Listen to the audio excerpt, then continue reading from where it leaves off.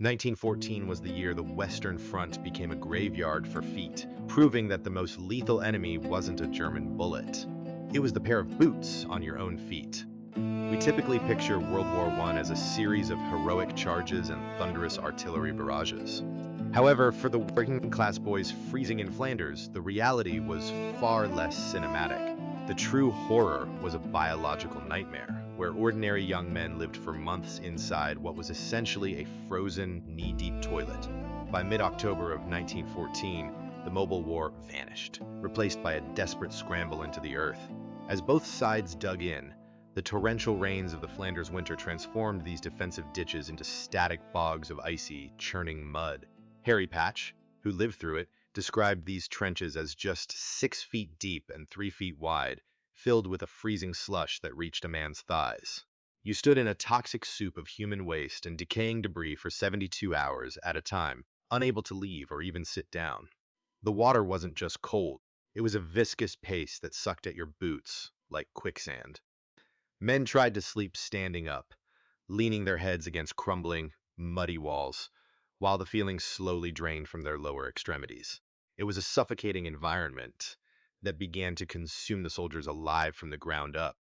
This static nightmare birthed a medical catastrophe called trench foot. As soldiers stood motionless in the freezing slush, their blood vessels constricted to preserve core heat, effectively abandoning their feet. Robbed of circulation and constantly saturated, the living tissue simply began to die. It started as a numb, prickly sensation, followed by agonizing swelling that made standard leather boots feel like iron vices. When men finally tried to remove their boots, the skin often peeled away with the socks. Then came the gangrene. The flesh turned a horrifying purplish black, emitting a heavy stench of rotting meat that no amount of scrubbing could remove. In late 1914 alone, over 20,000 British soldiers were treated for this condition. For many, the only cure was an immediate amputation to stop the rot from climbing their legs and claiming their lives. Most of us remember stepping in a deep puddle on a freezing winter day. You probably rushed inside, peeled off your wet socks, and stood by a heater until the stinging numbness faded. Now, take that momentary discomfort and multiply the cold tenfold. You are physically trapped in that puddle for 3 straight days and nights, while snipers watch for your head to move. You cannot start a fire to warm yourself. You cannot change your socks. You cannot even sit down because the mud would swallow you whole. The psychological endurance required to survive this is staggering by any modern standard. These men were pushed past the absolute limits of human physiology. It wasn't just about bravery in the face of enemy fire. It was about the slow-motion torture of watching your own body decompose while you were still breathing, completely powerless to stop it. Wait, it gets worse, because the freezing water and the cold weren't the only things sharing that cramped space. The trenches were swarming with rats. These weren't the skittish rodents from a city alley. They were massive, fearless creatures the size of small cats. They were drawn by the thousands to the abundant food source scattered across the trench floors, the unburied corpses. These corpse-fed rats grew incredibly bold, scurrying across the faces of sleeping men and nibbling on exposed rations.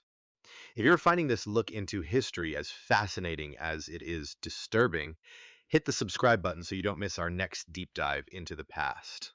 The rustle of these gorged rodents moving through the mud became a maddening background noise, a constant reminder of the grotesque ecosystem the war had inadvertently created. While the rats claimed the mud, an even smaller tormentor claimed the men.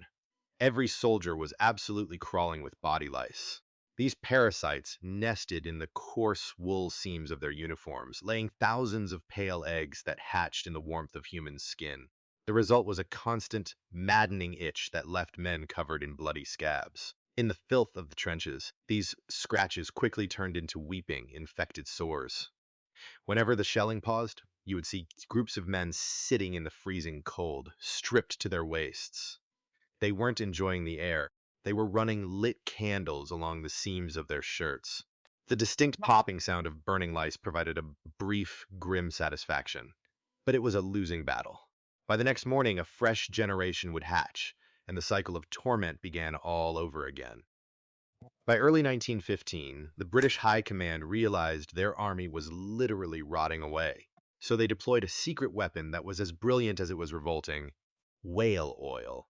Every single battalion began receiving 10 gallons of thick, pungent animal fat every day. This wasn't a suggestion, it was a military order. Officers had to stand in the mud and personally supervise their men as they dried their feet and massaged the foul-smelling grease into their skin. The oil created a waterproof barrier that prevented the freezing water from macerating the flesh. If you appreciate these deep dives into the weird survival tactics that your history books completely ignore, hit the subscribe button right now. The whale oil added a new sickening layer to the trench stench, but it successfully saved thousands of soldiers from the surgeon's saw. To understand the weight of this misery, look at the testimony of Arthur Savage, a young private in the Suffolk Regiment. When he looked back on the winter of 1915, he didn't talk about the terror of German machine guns or the roar of the heavy artillery. Instead, he remembered the psychological breaking point of the men around him. He recalled the sheer horror of watching grown men, hardened soldiers who were trained to charge into certain death, sitting in the mud and sobbing uncontrollably. They weren't crying from battle fatigue. They were crying because they had trench foot that had turned gangrenous. They knew with absolute certainty that they were going to lose their legs. There is a specific kind of dread that comes from watching your own body decompose while you are still alive, trapped in a frozen ditch with no way out. But here is the thing about humans: we can normalize almost anything. Wait, it gets even weirder. Amidst the decay, the soldiers developed a pitch black sense of humor as a survival mechanism. They turned the infestation of giant corpse-fed rodents into a competitive sport, organizing formal rat hunts using bayonets and clubs. They gave the most aggressive rats nicknames and kept tallies of their kills carved directly into the wooden duckboards. Between artillery barrages, they published satirical newspapers that mocked everything from the poor quality of the plum jam to the pristine, polished uniforms of the officers hiding at headquarters. This gallows humor was their only psychological armor. If you couldn't laugh at the absurdity of living in a frozen, corpse-filled grave, you would likely suffer a complete mental collapse before the winter even ended. When the sun finally dipped below the horizon, the trenches transformed into a landscape of suffocating paranoia. Night was when the real work began, and it was far more dangerous than the day. Work parties had to crawl into the terrifying expanse of no man's land to repair tangled wire, completely exposed to magnesium flares that turned the sky a blinding, ghostly white. If a flare went up, you had to freeze instantly. Any movement meant a sniper's bullet.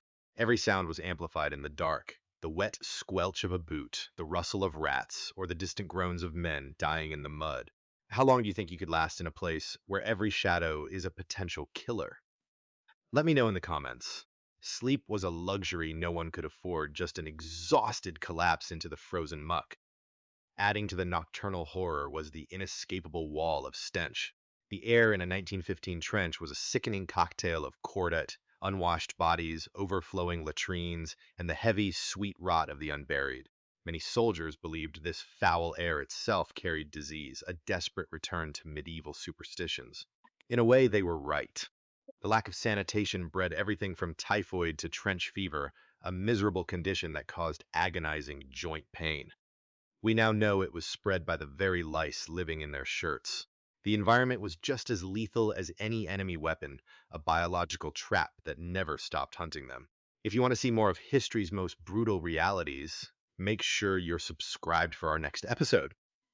The war was just beginning, and the conditions were about to get much worse. This reality forces us to examine our modern threshold for discomfort. Today, a slow internet connection or a malfunctioning air conditioner is enough to ruin an entire week. We panic when our leather shoes get soaked on a rainy commute. Now, compare that to a 19-year-old soldier shivering in a hole filled with icy groundwater, methodically picking lice off his chest, while heavy artillery shakes the very earth beneath him. These men knew they might not live to see the sunrise. Could you have endured even a single week submerged in that frozen gray mud? What would you have done to keep your mind from shattering under the weight of that constant, suffocating misery? I want to hear your honest thoughts in the comments.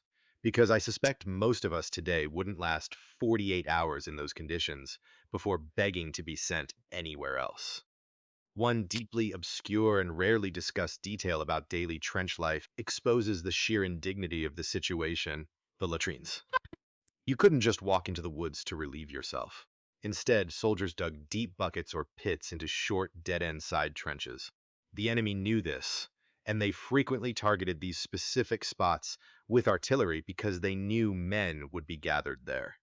Using a makeshift toilet while high explosive shells are screaming overhead was a daily, terrifying gamble. When the torrential rains of the Flanders winter arrived, these pits would quickly overflow. This sent a literal river of raw sewage flowing directly back into the main trench where the men were forced to sleep and eat. They were fighting, bleeding, and dying while completely covered in their own collective filth. It is a horrific reality that is almost entirely sanitized from the glossy history books. Despite being subjected to this biological nightmare, these men were far from being passive victims. Their ingenuity was often brilliant. When the High Command failed to provide adequate heating, the frontline soldiers engineered their own survival. They took empty ammunition tins, punched holes in the sides, and filled them with scavenged wood to create smokeless stoves called Tommy cookers. These tiny devices allowed them to brew tea and melt frozen rations in the dead of winter, providing a small spark of warmth in an icy hell.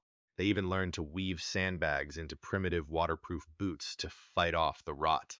If you are fascinated by this level of human resilience and want to uncover more stories of how ordinary people survived the impossible, please hit that subscribe button right now. Your support helps this channel keep digging into the darkest corners of history to find these stories. While the introduction of modern machine guns or heavy artillery was terrifying, the real horror of the Great War was the agonizing, slow-motion battle against the Earth itself. The mud, the ice, the rats, and the relentless disease took a toll that no bullet ever could. This reality shatters the sterilized textbook view of the conflict, forcing us to recognize the profound physical and psychological iron of the men who held the line. They fought more than an enemy army. They battled nature, biology, and decay, and somehow they endured. Let me know in the comments which part of this subterranean nightmare surprised you the most. And as always, thank you for watching.